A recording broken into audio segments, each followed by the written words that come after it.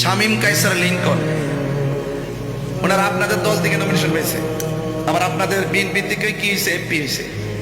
আমি শুনতেছি আমাদের ধর্মমন্ত্রী নাকি অসুস্থ, ওনাকে নিয়ে নাকি একটা আনাগোনা চলতেছে ধর্ম প্রতিমন্ত্রী বানানোর জন্য।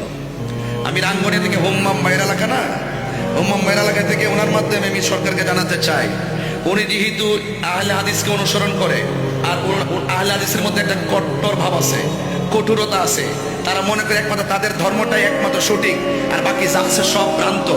এইরকম লোককে যদি আপনারা ধর্মের দায়িত্ব দেন, তাহলে ধর্মের মধ্যে আরো বিভাজন তৈরি হবে। কথা বলেন ঠিক না বেঠিক?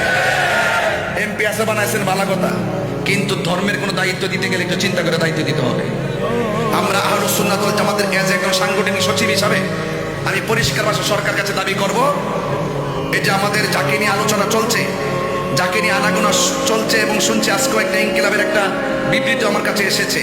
শামীম কায়সার লিংকন সাহেব, তিনি যেহেতু আহলে হাদিসকে সমর্থন করে, আহলে হাদিসের মতো দর্শক গ্রহণ করে, এই সমস্ত লোকদেরকে ধর্মের সুমহান জায়গায় দায়িত্ব দেওয়া যাবে না। বিকল্প চিন্তা করেন। এতে কি আপনারা চট্টগ্রামের মানুষকে একমত আছেন সবাই ইনশাআল্লাহ? ঠিক আছে কিনা বলেন? ধর্মের কোনো দায়িত্বে যদি আসতে হয়, তিনি এমন লোক আসবে যিনি ধর্ম নিয়ে গোড়ামি করবে না, বরং প্রত্যেককে ম্যানেজ করে ধর্মের জায়গাগুলো কাজ করবে। তিনি শুধুমাত্র একক গোষ্ঠীর না, তিনি সবার। কথা বলেন ঠিক কিনা বলেন?